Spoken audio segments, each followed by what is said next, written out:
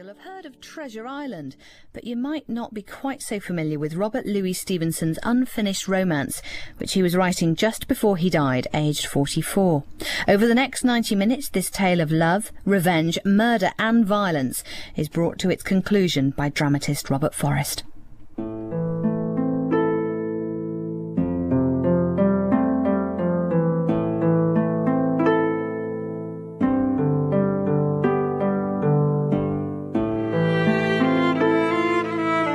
Weir of Hermiston by Robert Louis Stevenson, dramatised for radio by Robert Forrest, with Forbes Masson, Wendy Seeger, Tom Watson, Anne Scott Jones and Liam Brennan, and with Paul Young as Stevenson himself.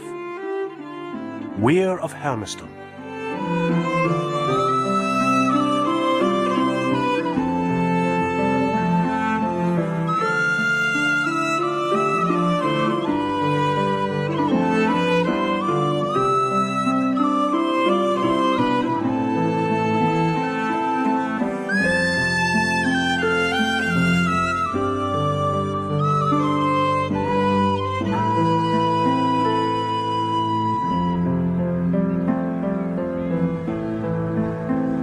I see rain falling, and the rainbow drawn on Lammermuir. We are in the wild end of a moorland parish, in a hollow among the hills. See there, a gravestone to the memory of the praying weaver of Balweary. They say it was Claverhouse with his own hand that shot him, and the chisel of old mortality himself once clinked on that stone. But the verses are now half defaced. That was the Covenanting time, much older stories than the one I have for you now. Murder could be done here again. Yes, we're far out of sight of any house. But a mile or so in that direction is the home of Adam Weir, Hermiston. There's a farmyard and a kitchen garden and a fruit wall where about the end of October the pears come to maturity. Hard little green things they are. It's a cold, exposed place, but the house is wind and weatherproof. Living fires of peat make the rooms snug enough. So Adam Weir of Hermiston can sit there of an evening and drink deep of the pleasure of shelter and as deep of his finest port.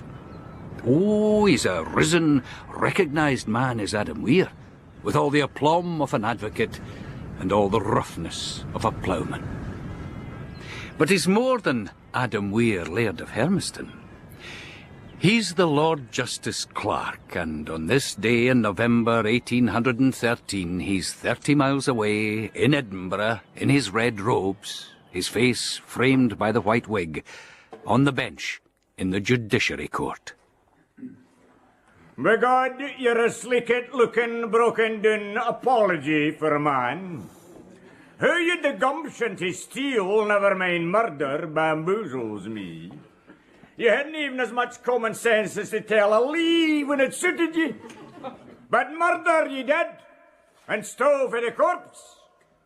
We've had all the evidence we need for the old runt you ta'en up with, and a bonny pair he's made. And all the corroboration wanted came for your ain dropping heed and slabbering laps.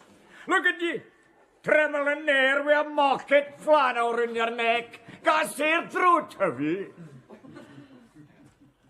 I will. I'll not trouble you much longer. Duncan Job, you're a misbegotten murdering taken fit for just one thing. You'll be ta'en for here to the appointed place, and there you'll be hanging by the neck with nae but rag to soothe it until you're dead. And a good riddance, Master Job. Do you no agree?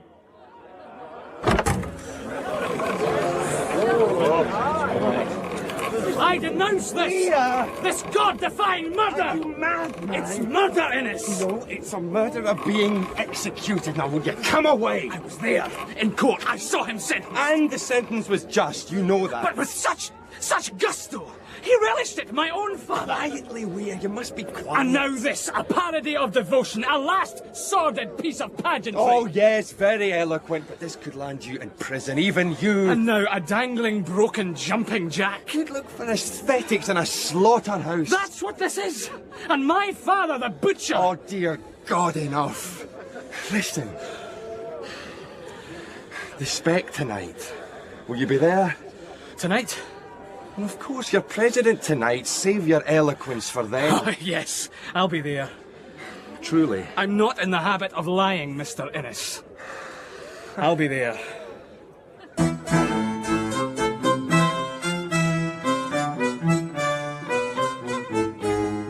The Hall of the Spec in Edinburgh University. A body of some antiquity, the Speculative Society. Looks very fine tonight, with its Turkey carpet, the portraits on the walls, all lit with fire and candle, like some goodly dining room. There's Mr. Archie Weir in the president's chair. He's pale, wound up, something of defiance in him. But that's Frank Innes speaking now. It will run perhaps 3 months in undisturbed obscurity and die without a gasp. Poor paper. Poor indeed, and our bold Byronic editor will follow it to ruin. Radical ruin. Mr. Innes. Yes, Mr. Weir. Much as we're all delighting in your forays into prophecy, it is time we moved on to the next item on the casebook. Yeah. Quite right. The question of fines, I believe. I fear I'll figure largely here. As usual. Before that, I wish to propose an amendment. Is it in order that I do so? Of course, Mr. Weir. The amendment is this. To be debated whether capital punishment be consistent with God's will or man's policy. This isn't wise, Archie. It's folly. Let's move on. May I say, Mr. Weir, how like your venerable father you were sitting there in the chair of authority. You saw that poor brute hanged. Didn't your gorge rise at it? You have his very voice. You'd mock me, Mr. Innes? No, Mr. Weir, I'd save you. I'd be your friend. Calm down, Weir. Save me from what, friend Innes? I would be your friend and save you from your own excess of insanity from this extraordinary raid of yours. No raid. More like a war. Which must not be fought here. You're right. Perfectly right. I'll carry it to the proper field of battle. Good evening to you, gentlemen.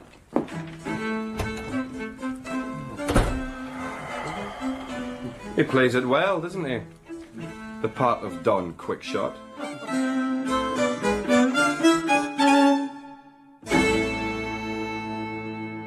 I was right. My mother was wrong and I was right. Even then. Even when? I was 7, 8 maybe.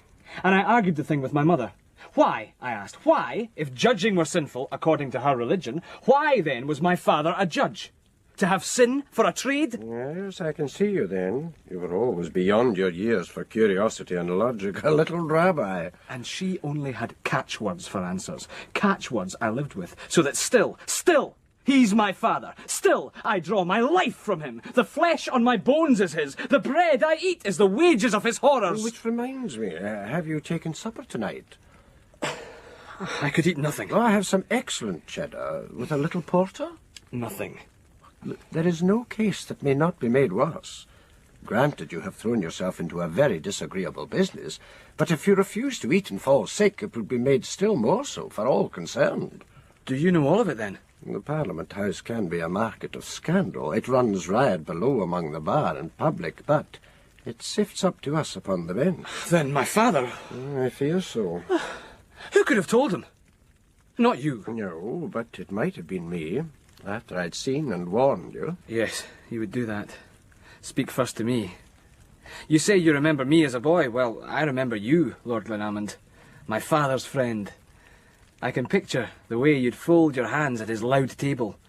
You were like an aristocrat, an artist, stranded in rude company. Oh, most stimulating company. It was an emulation of you that I chose the bar as my profession. Not of that vile jester. My boy, before you're done, you'll find some of these expressions of yours rise on you like remorse. There's no man I respect more than your father. He is 2 things of price. He is a great and faithful minister of the law, and he is as upright as the day. But he can't be loved. When I was a boy, he hardly spoke to me. He never smiled on me except to jeer. I don't remember him ever touching me. We know he's a scholar, renowned for his industrious, dispassionate study. And yet he's brutal. Sneers like a plaided herd at those he applies his learning to. Where's the connecting link? These are high and precarious questions. And who are we to judge? I tell you, my lord, I know this about myself. I wouldn't see anyone suffer as that scoundrel Jopp was made to. I haven't that cruelty in me. Are we to have Mr. Archibald Weir on capital punishment? Then I insist on the cheddar and porter. I should go to him. Oh, of course you must. I was on my way there, but... Right. But first we eat. We discuss this very plausible academic opinion you claim to hold, and which, of course, I do not and cannot hold. We eat, drink, and calmly debate. Then you go to your father. Here we are. His study. The Edinburgh den of Adam Weir of Hermiston, Lord Justice-Clerk. The backs of law books frame us on all sides. In here, he'll sit, toiling on cases till the hours are small. His industry is prodigious, his memory a marvel. On the table here, a tumbled disorder of legal documents. But he'll know in exactly what layer and spot of this apparent muddle is the paper he wants. No matter how often he uses this decanter and glass. Always here, at the ready. Dinna stone there, sclapping your feet like you've messed your breeks. Come on, Ben, and shut the door ahead you. The lamp is shaded. The fire is trimmed to a nicety. Will you take a glass of port?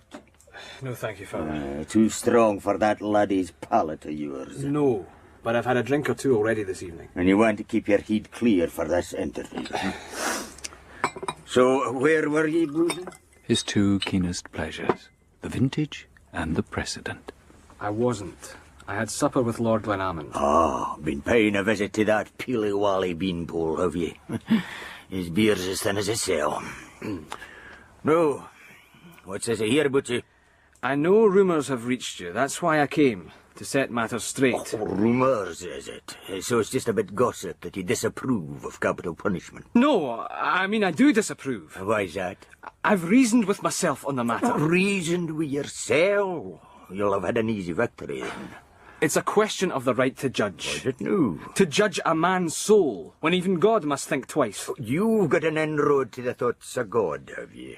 My. You give me no time to put my case. You haven't got a case. I don't deny, I mean I can conceive that some men might be better dead. But your gorge rises at it. You denounce the man that would carry out such a thing as a murderer. No, I didn't say that. Mere rumours, is it? Those weren't my words. What were they then? I believe I denounced the act itself as murder. And I meant to tell you, that's why I'm here. Muckle obliged, eh? And nothing about your gorge rising, then? That was at the Speculative Society. Well, I'm going near vomiting myself. I was in court, at Jopp's trial. I watched you sentence him. Why such cruelty, Father? There was a man to be hanged, so I hanged him. Grant he was guilty, even vile. Why hunt him like that, with a vileness like his own? Vileness, eh? It was hideous. Cruel, vile, and hideous. Well, I never gave twa thoughts to such items. I've nae call to be bonny. Listen to ye. You're as Anglified as your Frenchified. A leveller, so they say. You're nae king, nae parliament. Nonsense. And your gorge rises at servants of the court. Who told you all this? Glen Kendall. Oh, that shrimp. Recht enough, a shrimp. But a senator of the College of Justice. A drunken one. It is a fault of Glen Kendall's that he can't carry his drink. But he did recht to tell me my son was running about like a wild knout, flinging filament at the king's officers, a screeching wee radical. I'm no radical, sir. I know how you take delight in hanging them. I've heard you say as much. Oh, God, you're an idiot. I've never hanged a man for being a radical in my life. And do you know why? Because the law will no allow me. You are beyond me, Father. That's the first sensible word I've had out to you. I think I understand you even less than my mother did. Well, I was just one of an endless catalogue she didn't understand. One thing beyond me is why she ever married you. I'm an ill man to refuse.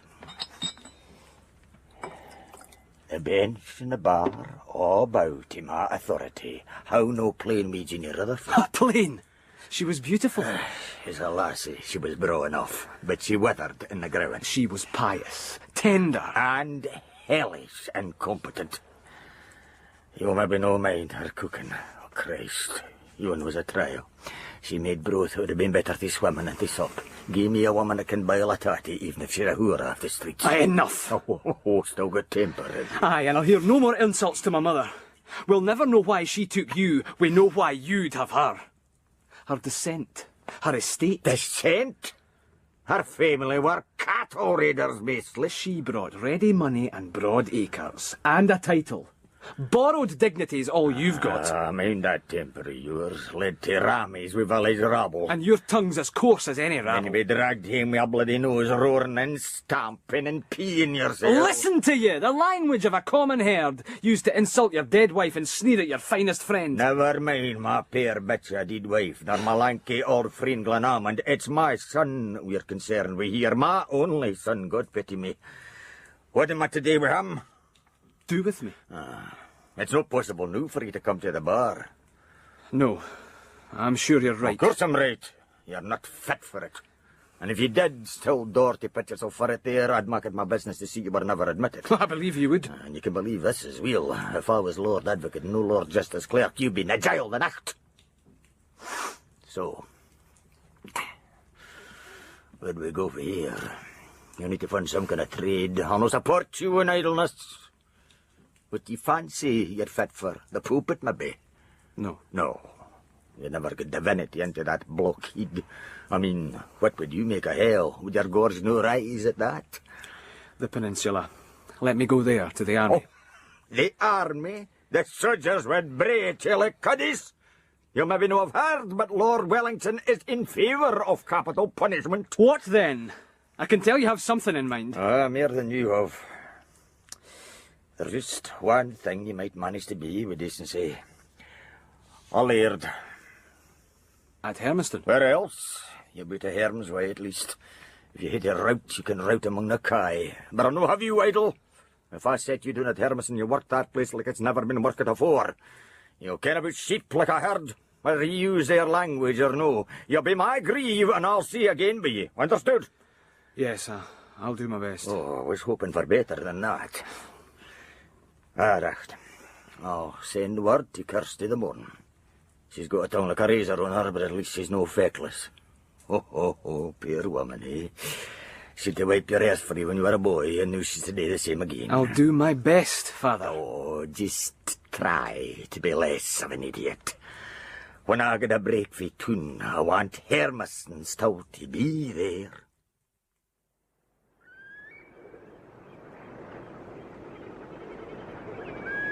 Well, Mr. Archie, does the place look any way changed to you? Somewhat smaller, maybe, Kirstie, but large enough to keep me busy. Aye. It's no easy life to be the laird. But I mean to be a good one. That's my father's wish. And mine too. I don't doubt it. It's grand to have you home. Aye. Home. It's certainly no milder than I remember. Goes to the bone, that wind. Come the springtime, Mr. Archie. You no mind how bonny it can be then. And by then you'll be settled. Settled. Yes. Let's go in. There he goes, into Hermiston House, and a yard behind him follows Kirstie. Loyal, doting, childless old Kirstie. Now, with her help, he might be a good laird. Conscientious, heedful of his workers' needs and advice, labouring hard long hours. And he won't lack neighbours. Every night, if he chooses, he can go down to the manse and share a toddy with the minister. There's a Tuesday club in Crossmichael where he can drink with the clodpole young lairds of the neighbourhood. He'll ride to hounds with Lord Muirfell. He won't miss the New Year's ball at Huntsfield, where high-stepping and high-nosed young ladies will speak to him with, yes, with a touch of appeal. He'll meet all this like duties laid on him. That austerity in him, he's not conscious of it. And his pride that might seem arrogance, it's maybe more shyness. But still, it can discourage, it can offend. He has the habit of solitude, and he'll become what he already has the name of, the recluse of Hermiston. So that when spring does come, he'll be alone at night, in the small hours, by a waning fire, with only old Kirstie for company. Yeah, taking shape, I think, the story.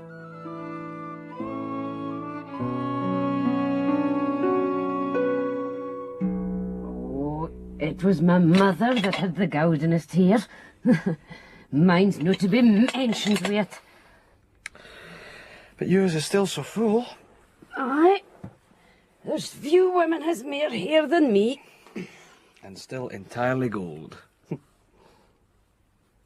Your mother knew. She was cruel ta'en up about hers. It was uncontender, you see. I telled her. Miss Jeannie says, just fling your washes and your French dentifrices in the back of the fire. Away down to the burn side and wash it in the cold hill water, and then let it dry in the wind of the moors. You'll have a ruth of hair then, I says. And did she? No. But it lasted out her time, poor woman. I cut it a look at when she died. And you still have it? Maybe you'll show it to me. Maybe. If you're good. Here. Will you have a drop of mere? Thank you. She's pouring him more hot milk. What you have to understand is this. She's known him since the cradle. Paddled him when he was a misbehaving boy. But she hasn't set eyes on him since he was 11, and now look at him. 20 years old. A tall, refined young gentleman. A bit on the melancholy side. He's young Hermiston, the laird himself. Whatever he asks of her, ridiculous or tragic, she'll do it. She'll joy to do it. You should imagine her some afternoons when he gets home from some work on the land. It's Kirstie who kneels to pull off his wet boots. I can see the period of that clear, Mr. Archie. You and your mother. Thank you. It was only with you that she forgot herself. Only with your hand in hers that she was natural like. I was seeing her too. One day in my father's carriage, there was a mob around us, hissing and shouting. Skirling puggies. Down with hanging Hermiston. That's what they shouted. I can see her huddled in the corner of the carriage, with her hands at her face, hiding her tears. You may try to see her otherwise. Oh, you're right. So, a story. A story? About your mother, you mean? Oh, no. The four black brothers. The Elliots of Coldstane Slap. That black-voiced clan. Your nephews. Yeah, God help me. The night they avenged their father, your brother. It's a while since I heard that one. I'd rather no file my tongue with, Mr. Archie. He'd been at market, hadn't he? And done well. Aye, and hadn't the sense to hide it, flashing his guineas here and there. And local rogues followed him, all the way to the ford at Broken Dykes. No local. Scum frae Edinburgh they were. 5 of them, was it? 6. And they fell on him 6 to 1, and him 3 parts asleep on his horse. Me, I took a drink on market day. But it's ill to catch an Elliot. I remember that line. Go on. He laid about them with his staff. Like a smith at his steady. Then took off for home. Aye. A pistol ball in him, 3 knife wounds, nae front teeth, a broken rib and a deeing horse. It fell dead at the yard gate, didn't it? Aye, but that's enough, Mr. Archie. It's a nasty tale. It'll waste your dreams, and mine too. Oh, all right. How are they all now, the 4 brothers? No, they're still there at Coldstane Slap, but except for Clem. He's most of the time in Glasgow. Oh? And got his name on a door plate there. So he says. Mr. Clement Elliot, eh? Aye, and his braid cloth and beaver hat. The other 3 seem to be managing. The farm looks well enough. Hob and give her the workers. Dan joins in when he needs some extra coppers. Dan, the poet. He calls him so that. Seems to mean coping drams and chasing lasses. But he's no a bad soul. The youngest he is. And then there's Gib. Still weaving, is he? Among other things. And Hobb's the eldest. He's a steady, decent man, is Hob. Elder of the kirk. But it was Hob that knelt down by his father that night, wasn't it? And dipped his hand in the blood. Oh, Mr. Archie. It was Hob, I remember. And he showed his hand to heaven. It's an old border oath. Hell shall have its own again tonight. Hell shall have her ain again the night. Damned. It's time you were in your bed. I can see ye yet, Hob. You're hawing in the air. And feyther's too. Piking us out the road. Broken dykes, he says, and died. Bastards. Mind your tongue. The missus and Waynes will hear you. I've heard you swear at the sheep washing which you served the test. Aye, once or twice, maybe, and regretted it. 8 or 9 more like, and you since. We hadn't a gun atween us. There wasn't 2 grains of powder in the house. See, Gib mine's well enough. What's brought all this on? It's 10 years since. He'd come o'er me the night on the road home. I was halfway through the ford. The touch of the water, the smell of it all. It's a pity the coldness didn't sober you up. I mind the noise of the water. Aye, Gib. And the splashing and dirting of your horse's feet, Hob, riding back and forth. Nay, Mayor. Back and forth all the flesh and bones of the one we found still there. Claims to be here the morn. Finished them. And proudly done. And he'll be bringing the lassie. I don't want her hearing only of this. Oh, she kens it already. Ah, but he does. Who had the lantern, Gib? I said nay, Mayor. You had the lantern, Dan, and you had your nose at the grin like a tyke. All night long in wet heat and junipers. Following footprints. And bloodstains. God, but the feather was a man. 6 of them that been. Aye, and him drunk. Oh, it'll never lie still on me that we gonna get them all. They were all ta'en, all caught and jailed in Edinburgh, and all hanged. But no by us. It was a squad of meddlesome neighbours got them. It should have been us.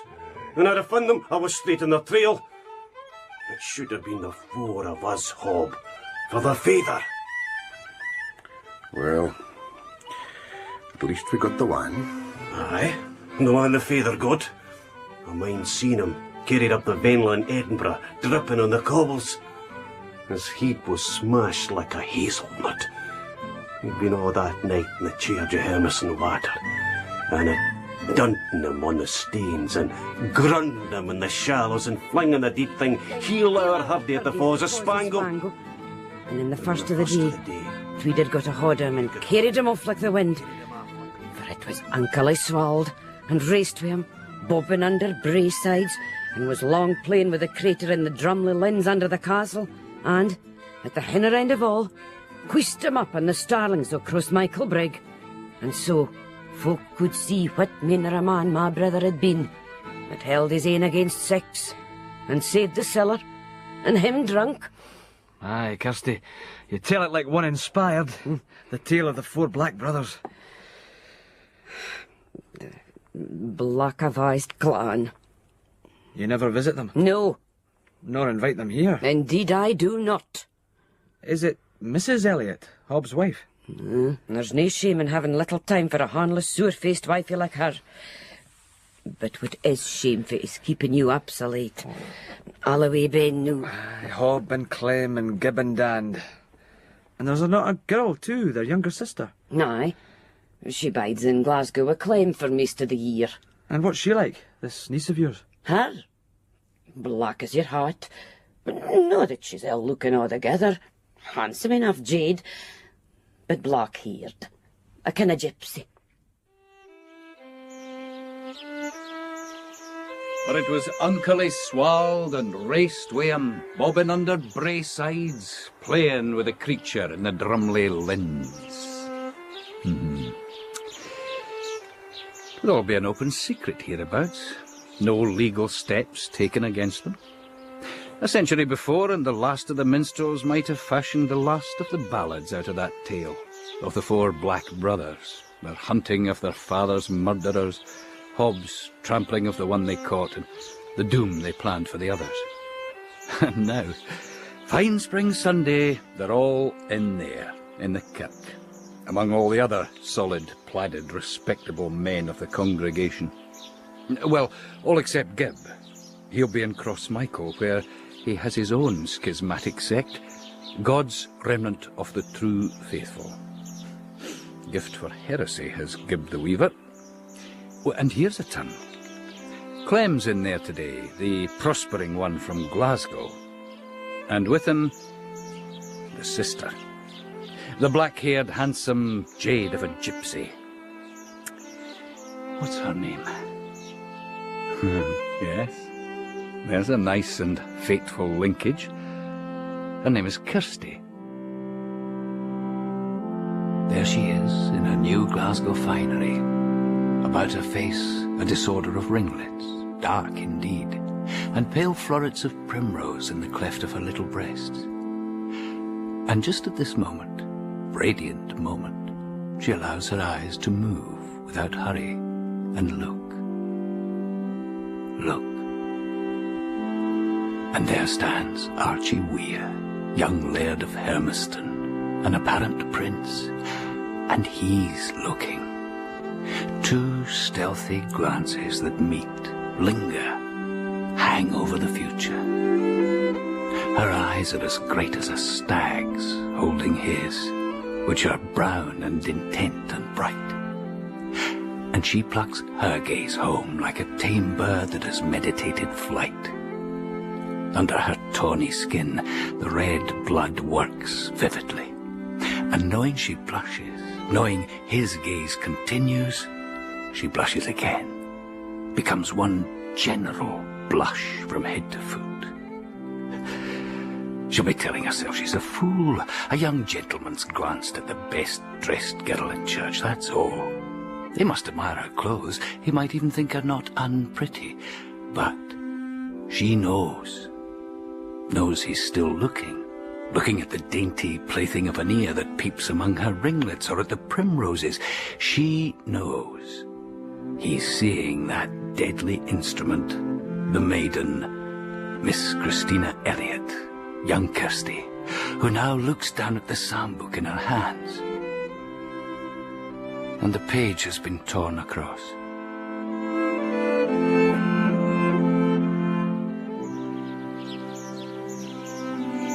They'll all be coming out in a minute, the minister shaking hands with the scattering congregation. The young laird, presented, will take off his hat and bow to Miss Christina with grace and respect, and she'll make her Glasgow curtsy. And then, no doubt, they'll find opportunity to speak for the first time on the road home from church, as young lovers often do in stories. And they'll think they're the first ones, think they're the originators. Taking shape. Taking shape. Miss Kirstie, may I walk with you part of the way? Of course, Mr. Weir. I hope, Miss Kirstie, we'll see you soon at Hermiston. If you please, Mr. Weir, it's Miss Christina. I'm no fond of the contraction. But it has a pleasing sound to me. Your Aunt Kirstie, she's an old friend of mine. So I believe. And that's the reason I'm not likely to pay you a visit. My aunt and my sister-in-law don't agree very well.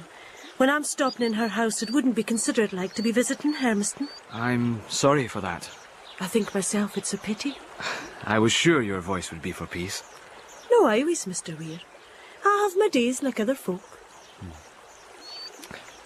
And isn't this a glorious day? Spring, certainly, at last. Everything alive again.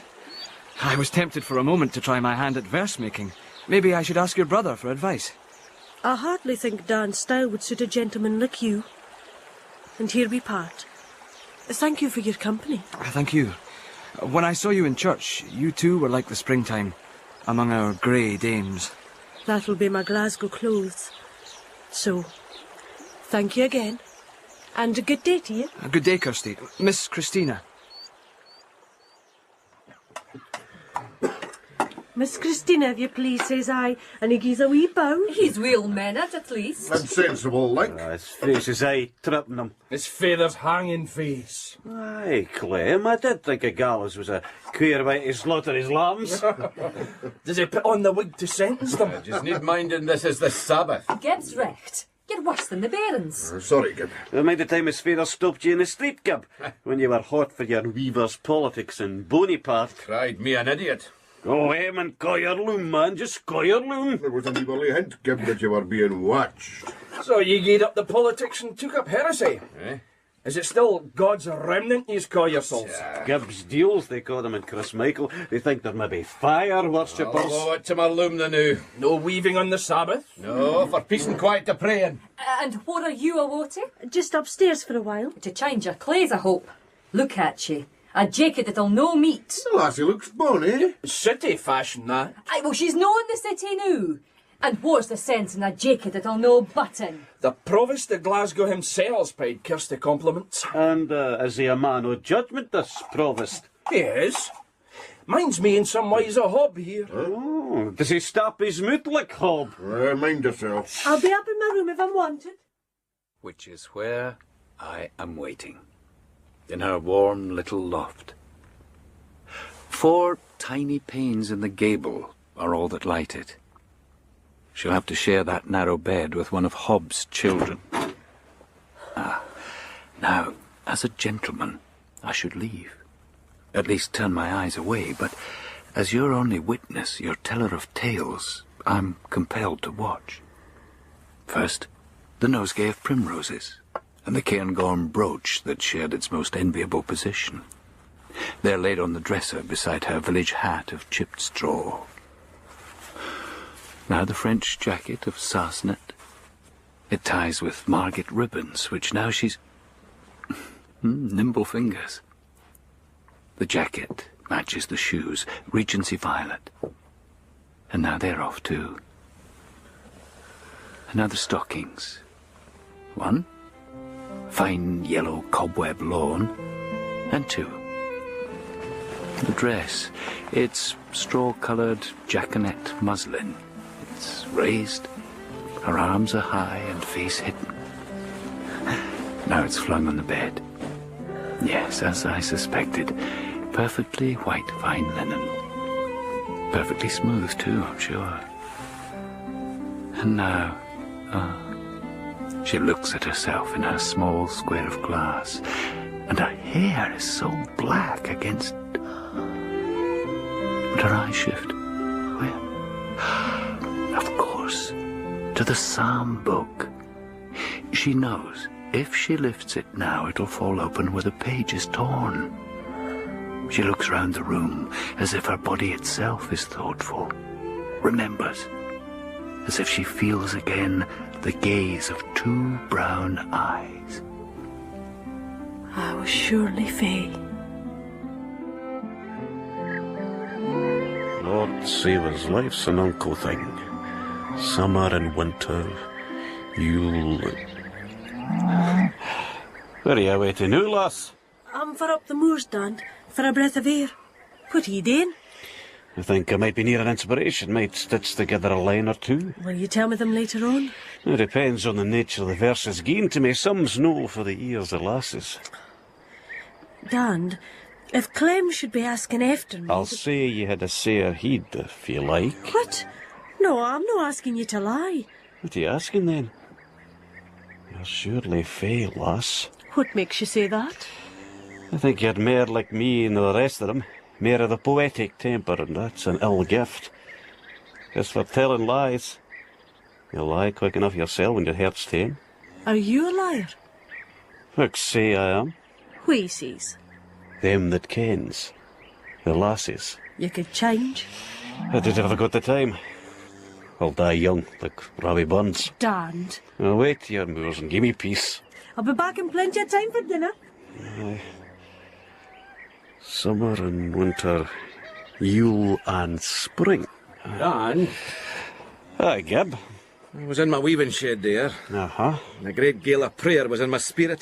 Good man. And I got distracted with this thought. Will you commute me with the morn to the lambing? I might put in a bit shift in the afternoon. Well, that would be a help. So lassie, I'll go for a walk. Aye, up the moors. And but Forrest yon they fine silk hose. Aye, you're sharp enough, Gib. I noticed that myself. Are you like me, Miss Christina? The house wouldn't hold me. Aye, Mr. Weir. I couldn't bear the roof either. Strange that you should come here too. I mean, it was habit of my mother's to come here. Mine too, when I was younger. It's peaceful. No like Glasgow. There's another sign of spring. The letters on the weaver's stone here. The moss is growing in them. They say it was old mortality that chiselled them. Long past reading new. My, it's a beautiful evening. So still. On days like this, sometimes, it's like I'm afraid to touch life. It seems so fragile, so brief. You think of all the people before us, all the Rutherfords, Elliots, that lived and fought and loved around here. The old weaver that died here. That was murdered here. Yes. I don't think I've been here since my mother died. Can't see a single house. I'd forgotten that. You'll have better places to go now, the young laird? No. I don't often leave Hermiston. I have few friends. I withdraw too much, I think. Inherited shyness, perhaps, from my mother. Or something of your father. You know my father? Oh, no, no really. Have you mind of Dan's song about the Elliots, the folk gone afore? I think he'll have been trying to say what you were thinking. I don't think I've heard it. Can you repeat it? It needs a tune. Then sing it. On the Lord's Day. Are you a strict keeper of the Sabbath? There's no one to hear us. I could maybe soothe it just. I couldn't sing it loud. The birds would flee and tell Gib. But it's as serious as a psalm. Then sooth it to me.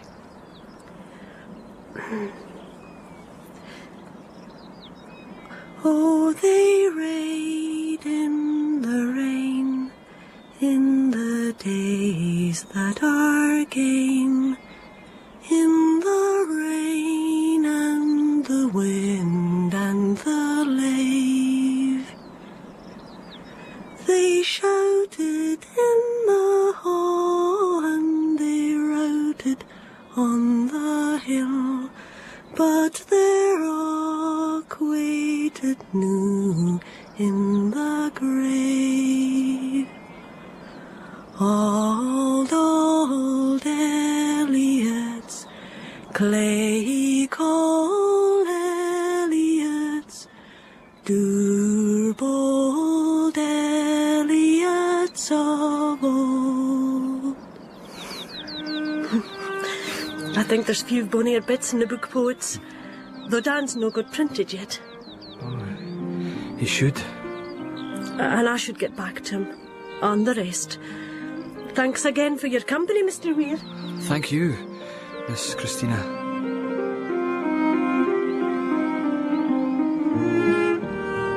You may watch a woman leave you, walk away slowly, grow smaller in the twilight, and tears may come into your eyes. You see now she's more than bright and shapely. She's caught up into the zone of serious things, serious as life and death. It is as if fate plays his game artfully with you and her, a poor pair of children. It is as if a curtain were about to rise.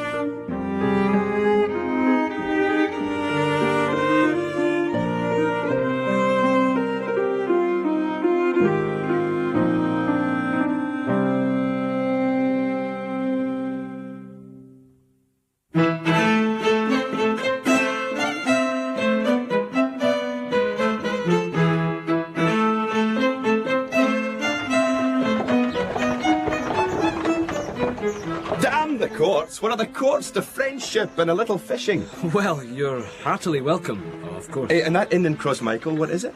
The Cross Keys? Cross Keys, right. Delightful hostelry. I had the most invigorating lunch there before my bumpy odyssey to your idyllic stronghold. We'll have first-rate sessions there in the next few weeks. Well, is my cravat unacceptable? What? Well, my hair, perhaps. It is longer than when you last saw me. I'm sorry, Innes. What are you getting at? You look at me askance. Not at all. It's just, well, the surprise. You mean you didn't receive my reply? A reply? To your invitation. My invitation? Oh, you mean in, was it February?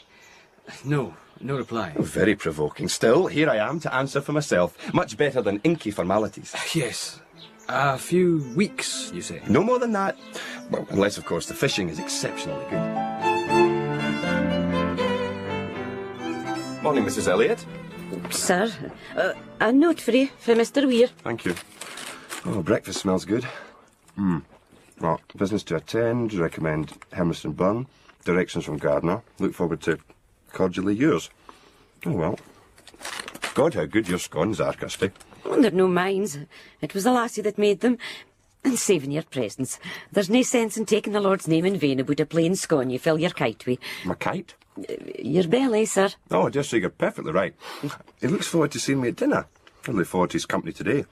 I manfully turned my back on the Parliament House with his gay babble and porter and oysters, the racecourse and the ring. Excuse me, sir. I'll leave the teapot here. If you need me, I'll be in the kitchen. Just a moment, please, Mrs. Elliot. This business with poor Archie. And what why is he poor? Oh, this lamentable business with his father. What do you make of it? It's no my place to make anything of it. Oh, Kirstie, in all sincerity, I want to be no stranger here. I know how dear you are to Archie, and remember, I was at high school with him. We were at college together, we were on our way to the bar together, and now this. Exile. Young Mr. Weir is a fine laird. Oh, no doubt, but surely the bar. Now, if you will excuse me, sir, I'm sure I heard the lassie crying on me for the kitchen. Cross-grained old bitch. Is Mr. Innes in there? Aye, and halfway down his second bottle. He's our guest, Kirstie. He's entitled to every freedom. So he seems to think. Every freedom gone. Kirstie, be patient. Will I bring up your supper tray the night, Mr. Archie? No, I'd best spend some time with Mr. Innes. Mr. Weir, sir, welcome home. Good evening, Innes. Will you have wine after your seemingly interminable labours?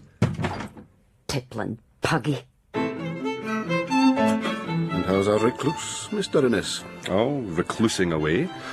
I reason with him, rally him, beg him to join us here for libations and discourse. And what does he do? What does he do? He takes to the hills or the fields or the glens or wherever he has his cave hermitic. He's an excellent fellow, intelligent fellow, cultivated, educated fellow, but damn queer fellow. Hermiston.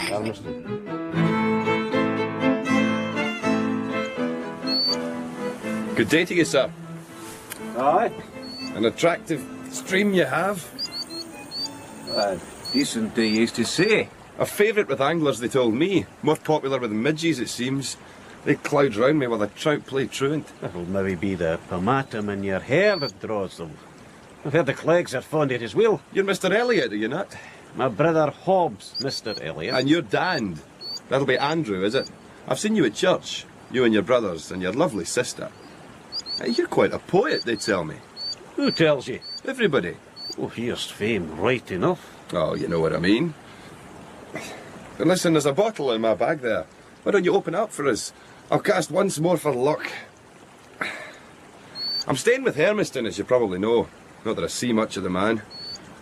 Still, must be hard running an estate. Of course, you'll know that. But hardly want the opinion of it. Where the hell did he go? So much for the conversation of rustic bards.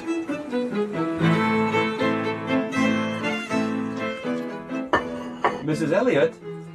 Mr. Innes, what are you in here for? I'd like a word with you. I've these dishes today. Maybe I could help. No, thank you, sir.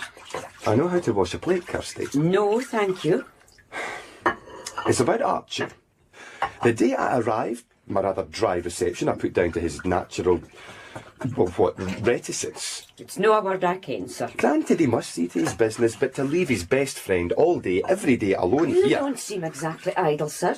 Your Tuesday club, your toddy parties, dinner parties, and I believe you've a supper at Windy Laws the night. Yes, and everywhere I go, I have to defend Archie. Defend him? Well, you and I know why he's here. That fallout with his father. But the word's going round that there's a more mysterious disgrace behind it. A what? They whisper that he shamed himself. And you defend him?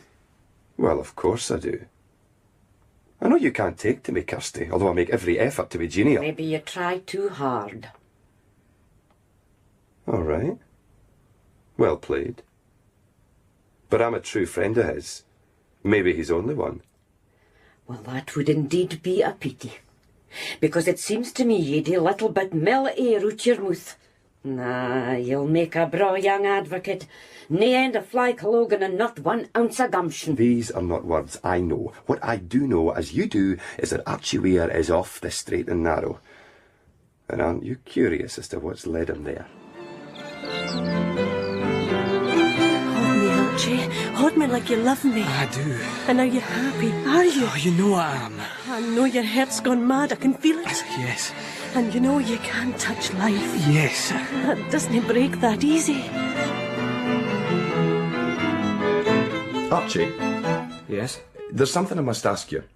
What? I was thinking I might try the Crosskeys lunch again today, but I'm afraid I find myself just at the moment out of pocket. Oh, Innes, of course. How much to tide you over? How much to keep me out of your way, you mean? I don't follow. But I do. Day after day, follow you. Sometimes with a telescope. What? It didn't help much. You moved by such devious paths, behind hillocks, in the hollows of streams, but I kept at it. You've been spying on me. The smell of a mystery's attractive to me, especially when the solving of it might save my best friend's reputation. A telescope, good. Actually, it was the map that clinched it for me. You set out every day to your multifarious occupations in all directions of the compass, but you come home every day from some point between south and west. So I checked the map. There are only 3 desolate settlements in that part of the wilderness, and only one of them holds a woman who might be suitable, if suitable's the word. I knew it had to be a woman, you see. Brilliant. Simple, too. It's Kirstie Elliot, isn't it? Christina. I beg your pardon, Miss Christina Elliot, who has 4 brothers. The 4 Black brothers, I believe, is their romantic appellation hereabouts. And if they put their heads together and come up with a quarter of the intelligence I've applied to the question, what will they have? They'll have 2 plus 2. They'll have you in their sights. Innes, leave this alone. Not yet. It really is none of your business. Yes, it is. Why? Because I'm your friend. If you are. And because you're in danger. Oh, don't be such an idiot. Oh, now there's the retort, delicate. You've said enough. Not quite. Miss Christina Elliot is a most attractive milkmaid. What? And if the 4 Black brothers miss the flush in her cheeks, good luck to you. Don't dare. Very well, you're a gentleman. Too much of one, perhaps, and she's an angel, but is she a lady, huh? Do you see yourself presenting this milkmaid to your father as the future Lady of Hermiston? Enough! Keep hold, Archie. It's growing very late. In rushlight, old Kirstie stands before her looking-glass. Her hair falls about her shoulders in profusion. The years have caressed and embellished her. Our 50. Oh, lang syne you were clean and fresh. We are fit like a hinny bee. She's still light of foot, long of limb. She could have been the bride of heroes and the mother of their children. But childless, washing flares with an empty heart. And she's turned down his bed next door, laid out his night gear. Her prayers, once so tepid, have grown fervent, now the young laird's to be remembered in them. And when she hears his step in the corridor... Something in me rises slow, till my breath's caught. What is it? And then it falls again. It falls. Then she might hear Innes jingling decanters in the dining room. Set up his snash to me, would he?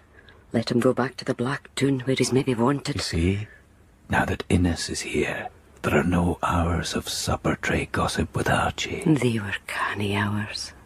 Canny. When talk may be the last link, the last relation. Have I come then to the lees? Is there nothing left but the blank butt end? How then at times am I reborn in her?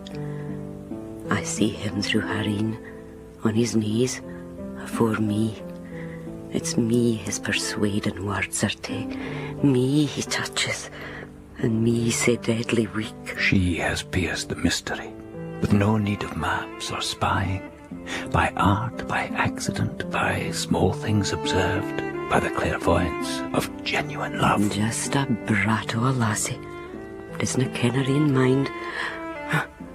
And with my ain name too. Deadly ingredient, that. Oh, Mr. Archie. What's this that's come to you? And he's next door now. I heard him open his window. He hasn't gone to bed. Her own now looks to her like the sides of a grave. Oh, son, I ken the way of it. She carries her shapely arms above her head, hastily does up the massive shining coils, and pauses. Aye, you were never backward to admire yourself. Daft old wife. With the rushlight in her hand, she steals out to the hall.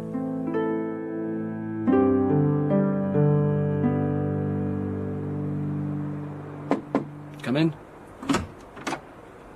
Have you got all you need, Mr. Archie? Come in, Kirstie. It's uncollate, dear. No, no. I'm far from sleepy. Sit with me a while. I was taking the air. You can smell the moors. Sweet. Mr. Archie. What is it? I'm feared for you. I have to ask you to take thought afore it's hour late. Late for what? You shouldn't be impatient for the braws of life. They'll all come in their season, like sun and rain. You're young yet. You've mony canty years afore you. Seeing dinna wreck yourself at the outset. Hae patience. That's what the eye telled me was the hour come of life. Hae patience. There's a broad day coming. Oh, and I ken what you're thinking now. You're thinking it never came to me. No. I'm thinking you're eloquent tonight. And enigmatical. I've seen you, Archie. The pair of you. And if I've seen you, what's to prevent others?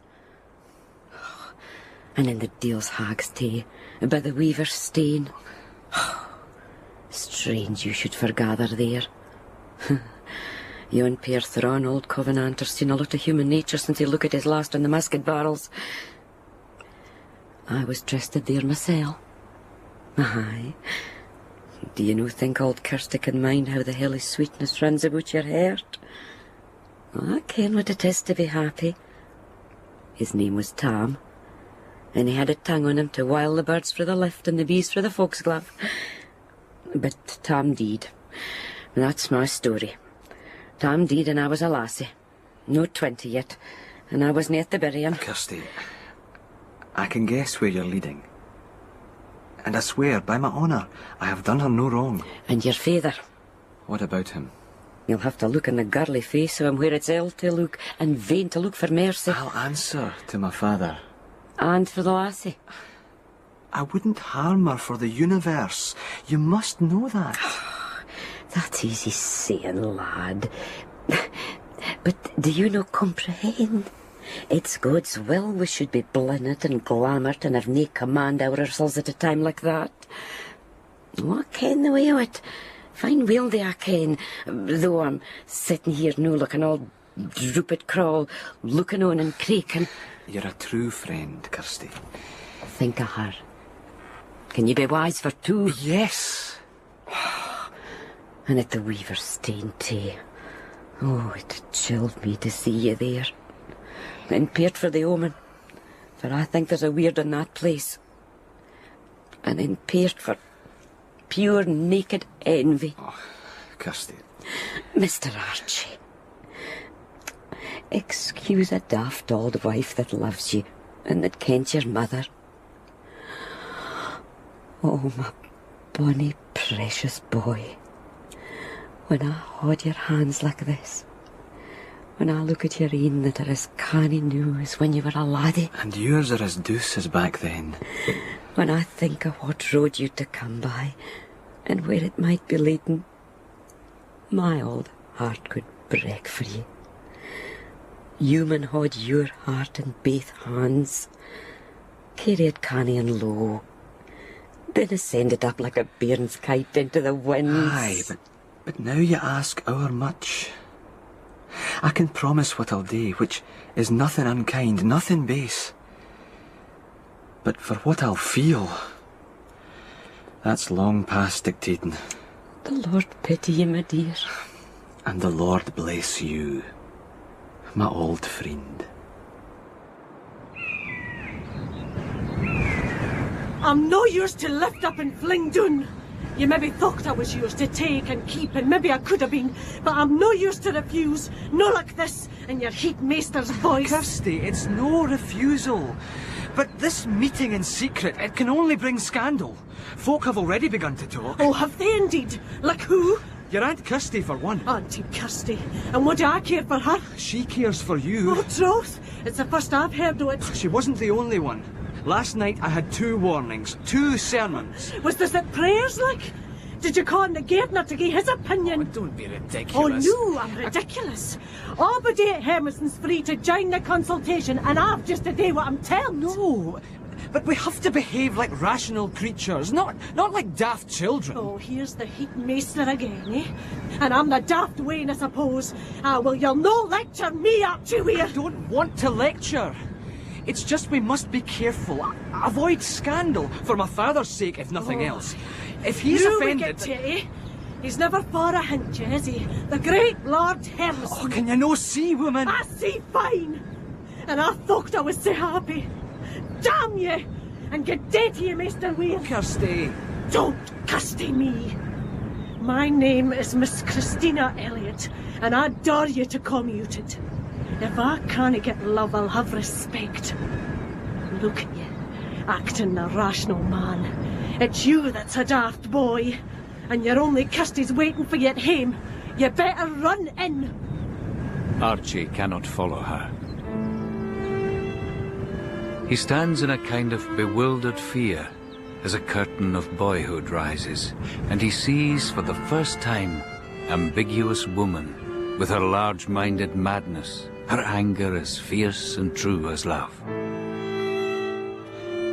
And because he cannot go after her, fate can move more surely now. Generations prepared, passions made ready, work rapidly these new possibilities, new combinations.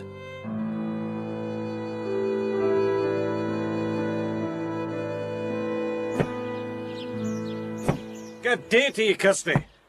And to you, Dan. Well, you're fair knocking the story to that. Aye. Know that there's our much in it. You'll have mind a claim here. Of course. How are you, Clem? No bad, Kirstie. We were wondering, would we be able to hear a word with the young laird? Oh, have to say no, Clem. And why's that? Because he's no at home. But I'll tell him you were spearing for him. It's a matter of some concern. It's young Kirstie, the sister. She's no herself. Is that right? Aye. Yeah, and Dan here thought that... What did you think, Dan? Well, I was up the hill, training a new dug, and... Could we maybe sit down with you, Kirstie, for a confab, like it's family, mind? So it is, in a way. Although my niece I ken just by sight. But I'll be sure and tell the laird, and if he can help, he will. He's a good neighbourly laird. You'd better come in, then. They'd nae right to come here and know a word to me. Oh, well, they're fine in the hall here. I've got other rooms upturned with my cleaning. I'm taking the chance while the laird's away. Away? He left the night afore last. Wherefore? Auntie Kirstie, I know you and Archie have spoken about me. So's all kinds of folk, it seems. I'll no pretend I was pleased to hear that, but there it is. We both know I've a right to ask about his whereabouts. You'd be sure of an answer if you asked with less sting in your tongue. All right. Can you tell me, please, when Mr. Weir's expected home? I want only to set matters straight and then to set them aside. It was my understanding the laird himself was going to do that. You don't know, do you? You don't know yourself where he is? The laird's away on business. He couldn't say when he'd be back. He's a man always busy with mystery, is grim young Hermiston. Good afternoon, Miss Christina. Mr. Innes? I believe he's in Edinburgh to reconcile himself with his father. Certainly I've done all I can to persuade him in that direction.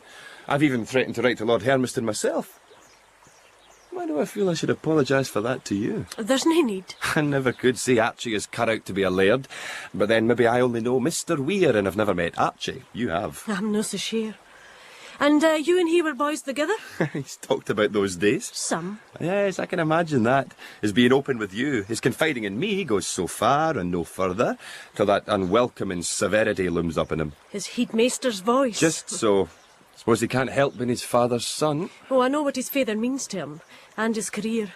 He's no cut out to be a laird. You're clear-sighted indeed. I see there's nothing here for him. You make as sorry a fit pad as you did a lotion. I'm sorry if I startled you, sir. But you didn't. That's the point. I spied you years away, barreling your hat in your hand. I was on my way to George Square. I'd nae word of your coming. No, I'm sorry. I left Hermiston rather suddenly. You haven't burnt the place, didn't you? No, sir. Nor poisoned all my beasts? Hermiston goes along fine. But there's a personal matter I want to discuss with you. Oh, personal? The clap, is it? De minimis non curat lex. Oh, for God's sake, sir, are you sober? Mens invicta manet. Come round the morn's afternoon. Dies non juridicus.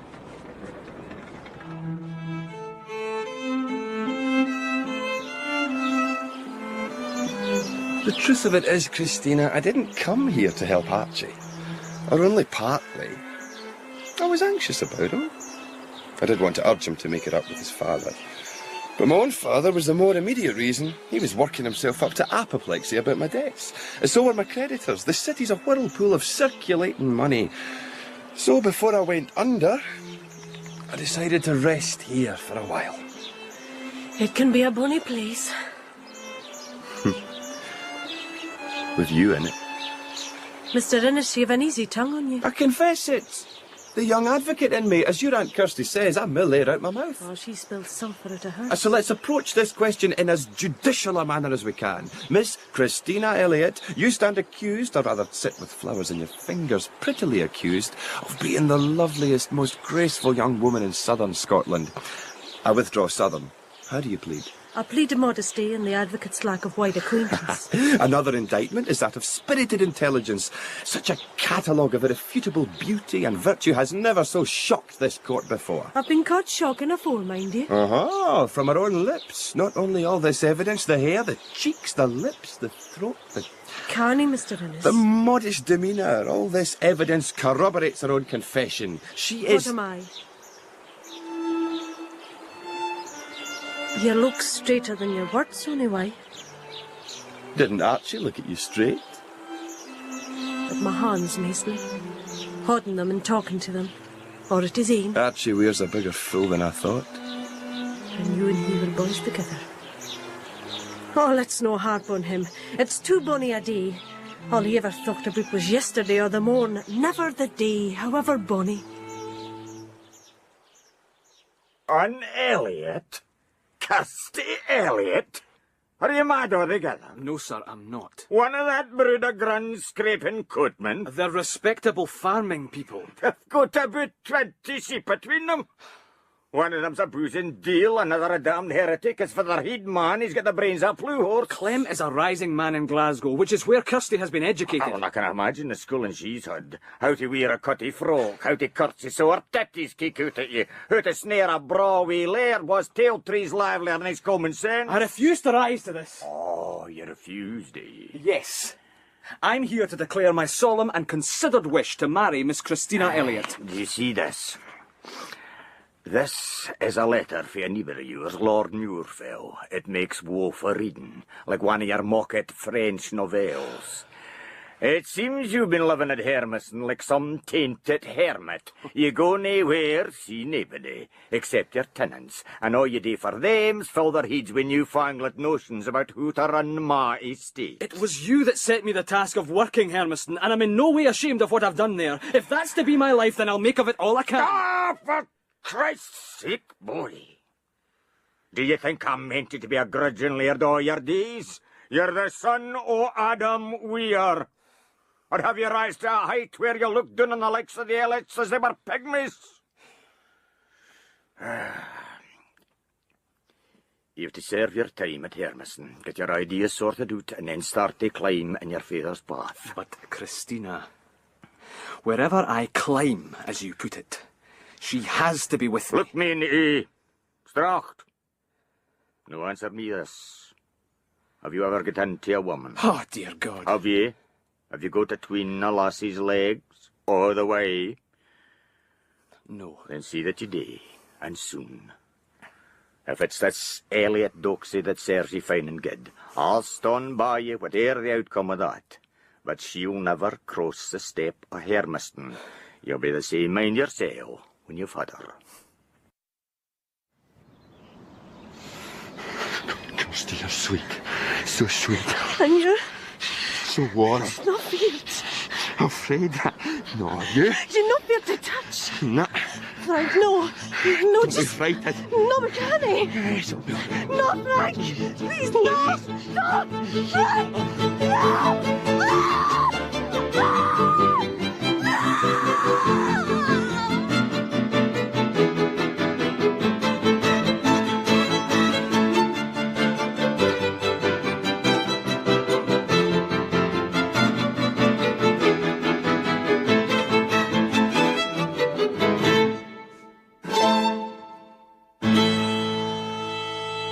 A man can't be blamed for his dreams. Nor praised either, I suppose. And I've always, even as a child, always been an ardent dreamer. An uncomfortable one. But later I began to dream in sequence and to lead a double life. What I mean is, I began to write my dreams and sell them. Now they had to be trimmed and pared and set upon all fours. They had to run from a beginning to an end and fit with the laws of life, after a manner. English soldiers killing English citizens. Something must be done. Something has been done with the soldiers. I mean, to alleviate the conditions that lead to such discontent and violence. Ah, Glenalmond, you're an old sweet wife. No one has been more virulent than you in condemning events in France. The proper measures have been taken there. We're no in France, we're no in England either. The weavers are on strike again in Glasgow. Then they must be struck back at. Good evening, Father. Archie, how good to see you. What brings you here? There's only pleasure and drink here, no your commodities at all. I came to tell you I returned to Hermiston in the morning. About time. And from there to Coldstane Slap, where I mean to ask for the hand in marriage of Miss Christina Elliot. What's this? Then I advise you not to wear your best clothes. My clothes? Oh, if you mean matters of rank, they mean nothing to me, nor to Kirstie. It's the other Kirstie I'm thinking about. She's no be best pleased to see you coming home dripping shite. Oh, Weir. 'Cause it's damn near certain Hob and his brothers will take you by collar and arse and fling you in their midden. It's what I'd do. Of course, I'm wholly modern in sentiment. I think nothing of selling private affairs at so much a line. I really couldn't say, Mr. Archie. But she maybe doesn't know herself. I thought at first it was the brothers keeping her from me. Well, they might be wise to do that. For a while, at least. But it's not them, it's her own doing. So Dan says, and I believe him. She won't see me. Maybe she's getting wise, then. No, I have to see her, to tell her what I've done. And I think I know where I might find her. You should slow down, Mr. Archie. Oh, it's too late for that, Kirstie. The pace quickens, like rushing blood. Look, my hand's all a-tremble. Ah, welcome home, Mr. Weir. What are you doing here, Innes? Doing? Well, I was trying to decipher this mossy inscription. What's a praying weaver? It's not like you to be this far from the house, without your rod. Oh, I've fished every stream for miles, and you leave me alone for so damnably long. I'm forced to try the dubious delights of walking your hills. You'll be here looking for Kirstie, I suppose. Yes. And you? I've told you. Your blessed fresh air. Mistress Elliot said you planned to leave today. I do. We'd no word of your coming home. So how do things go in town? Are you reconciled with the old man, Cecile? No. That's unfortunate. Why not? Because that wasn't my first purpose. I was there to tell him I planned to marry Miss Elliot. You're serious. As always, you're serious. Oh, dear God. Why are you here? For Christ's sake, Archie, listen to me. I do listen. She's not for you. If I won't accept that from my father, I'm hardly likely to take it from you. Now, your Christina Elliot is... Well, she's a delightful girl. I know her. Do you? She's a country lass, Archie. Remove the Glasgow finery, and there she is. And I've tried before to guide you towards a country lass or two. Shoot some of that vexation out of your system. How dare you file her name with such... You could have had her. She more or less told me so. No, no. Nonsense, I won't fight you for this. Enough, for God's sake!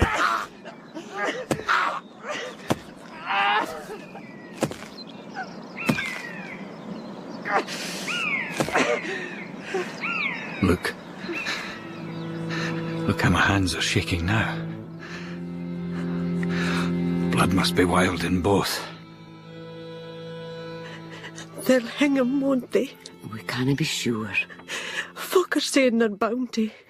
Or they're no saying, just looking. Nae matter who his father is, for this it's the gallows. We mun wait till the trial's by. He wouldn't see me.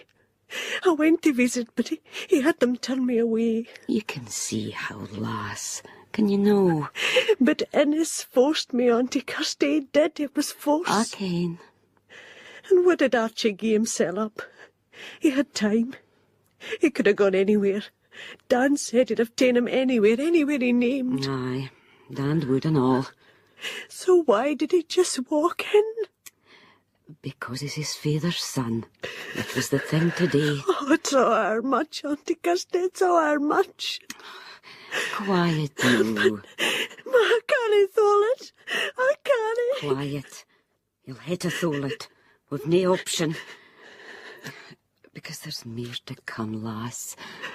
Am I no right? It's all right and proper, of course, Lord Glenalmond. This misadventure of mine. It began with a hanging, and now it'll end with my own. Very shapely, as if trimmed and pared by an artist. With your confession and all the circumstances. My ferocity, you mean? They said only his mother would have known him.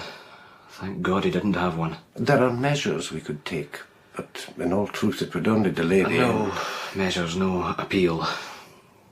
My father would give the same advice. I did mean to kill him. Fury like that, it can only have one purpose. And my good God, I took delight in it. Archie, my boy. There's confession for you. So what am I? How am I to be judged? High and precarious question, eh? There is an answer to it, in the mercy of God, my son. Your son? No, not yours. I love you like a son. And my father in blood. Will his love keep him from my hanging? He paid the closest attention at the trial. The mind of a connoisseur behind that hanging face of his. It's family. It's your own blood and it must be cherished. It's a kind of far-out relation, the laird. The lass is your man's sister. And the young that hermder's in his grave. Now I wish I'd put him there myself. Well, the young laird did it for you, and knew he's to hang for it. Kirstie, I know you'll not take a dram, but what about this brandy here? It was the father's. I'll take it in my hand, but it'll no pass my lips till you all agree. But agree to what? The Lord Hermiston himself could do anything. And Clem said all he could at the trial. I don't think Kirstie wants us to argue legal points with advocates and judges. Well, what does she want? She wants to mind us of the manner of man her father was. Held his ain against six and saved a siller. He carries himself with dignity. He's never been short of that, beyond a virtue with him. And still the quibbling debater, of course. He's had that minister who'd console him in a sweat of exasperation more than once. All Torrance is a fair opponent. What other companies he had? Myself. Kirstie's young niece, I think, is to be with him today. Know yourself, Kirstie? No, sir. You're leaving it late, woman. Bring her that bottle. And you, Weir? I thought the judge was gay lax. Do you know Glenalmond? Didn't exactly bleeze with authority. He got there in the finish up, but then he'd no choice. I heard you tell him so. Ah, well, it's a pair showing the bench to hum and haw like judgment's a burden to you. Weir, you will go to him. He's been asking. Indirectly, of course, but distinctly asking. Christ, man. Do you think I'd leave him there alone? It's my intent, you whispering old wife, to turn that cell of his into Hermiston house. I'll spread a feast out there to shame a king. And the vintage we'll drink will be a foretaste of glory. What door stop me? That'll be the morn, Kirstie. No, I've nae plan to visit Crossmichael jail, and you needna bother. Thank God you agreed to see me. I couldn't before. But now that all's settled... We haven't much time. 2 or 3 days, perhaps. Too long, I think. You have to listen to me. I want no explanations. I haven't the strength to go over any of it now. Oh, you'll need strength yet. Oh, I can face the road. You're no listening. You've done no wrong. All my dithering and raging, that's where the wrong is. Archie. Like my father, distorted, diluted. Time now. Here, take this. Stand back! What? Take it. No. The keys! Come on! For God's sake, Archie. Oh, what's happening? You take! Stop it, please! Please! Oh! Just lie there. Don't wait, Sonia! Well, this is insane! Will you stop your dithering and take the bloody gun?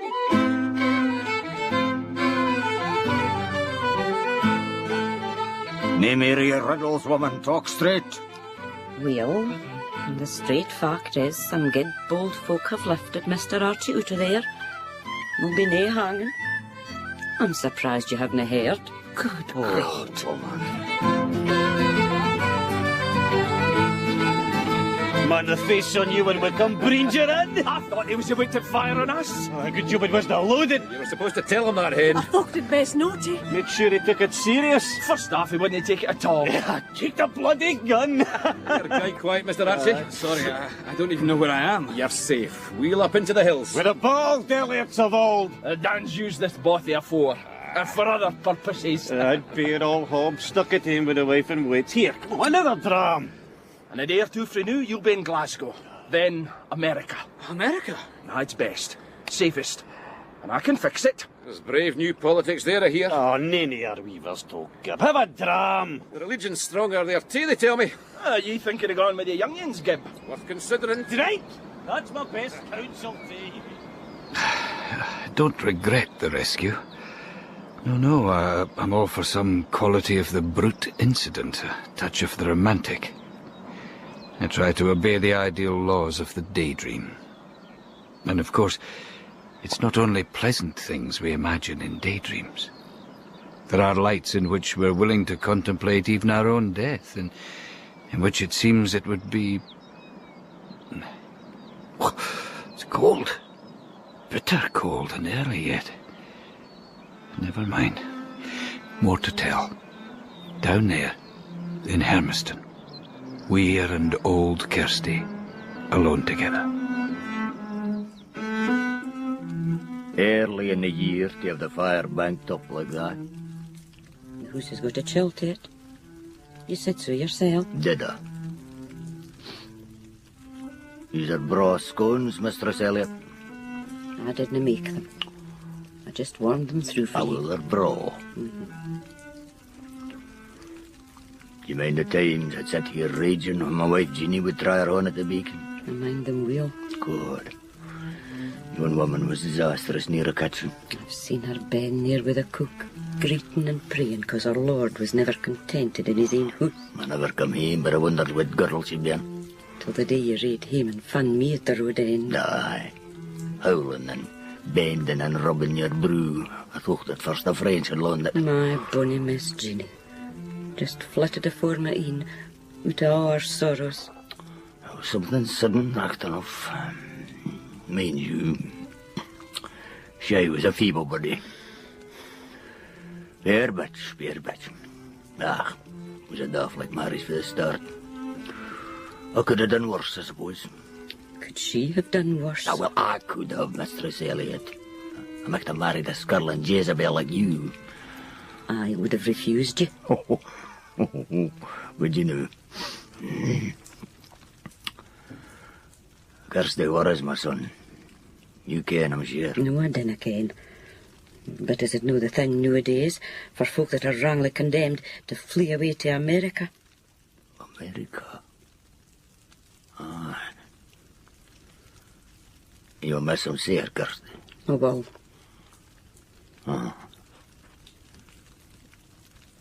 It's enough to break an old heart, eh? So it is. Adam Weir. Time strikes, and the green scene goes on the instant blind. It's a poem. Did I finish it? Anyway, Archie and Kirstie off to America. Old Hermiston left alone with the other. So what now? A ghost story, maybe? Could Innes walk here with chattering teeth? Like mine soon. Why so cold? Such early, ruthless cold. Like a wilful convulsion of brute nature. The weaver's stone is like ice. Wish I'd fetched up a bottle of Burgundy. I like living in an old story. What's that? It's real enough. Dangerous enough. As if your brothers had caught me up and carried me back 100 years. No, they can't be here. Archie, can we stop a while? Not here. Do I look strange?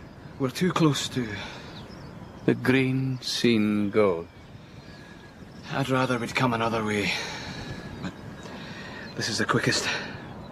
At least we know where we are. Just for a minute, please. It'll be all right. You mustn't be afraid. I can't leave without facing him, and I want you with me. I'm no feared for your father. But there's something has to be said first. Between us. Not here. Can we not move on? Here's the wrecked place. Kirstie, no. If it's about you and Innes... You and me. Yes. It's me you're afraid of, isn't it? Because of what I did to him. Here. How much I did. It's no that. If it is you and him, I know all I want to. Know all you need to. He forced you. That was said in court. Aye. But I think you... Perhaps... You let him very close. Aye. And that was because I'd hurt you. I see that. And it's hellish, but it's by. America, Kirstie. A new world. We can make each other new. God knows I need remaking. And only through you. Archie, listen. Oh, listen. Listen. This should have been said. But we all you in prison and then my family and... Maybe you do know. Do you? I'm pregnant, Archie. I'm carrying his bairn.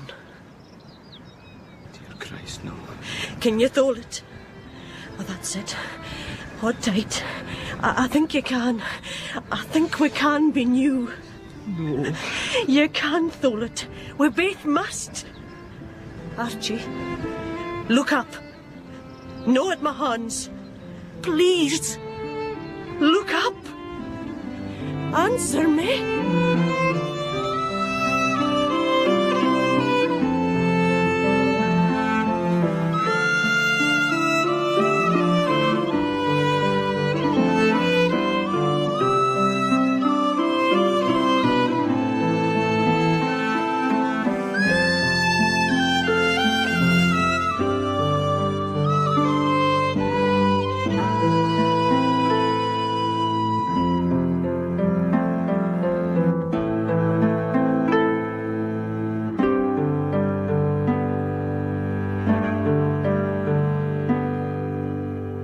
In Weir of Hermiston, by Robert Louis Stevenson, Kirstie was played by Wendy Seeger and Archie Weir by Forbes Masson.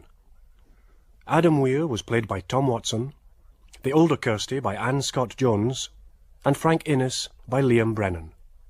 Lord Glenarmond was played by Ralph Reich, Hob by James Bryce, Dand by Benny Young, Clem by Ian Briggs, Gibb by Ian Agnew, and Mrs. Elliot by Isabella Jarrett. Stevenson himself was played by Paul Young.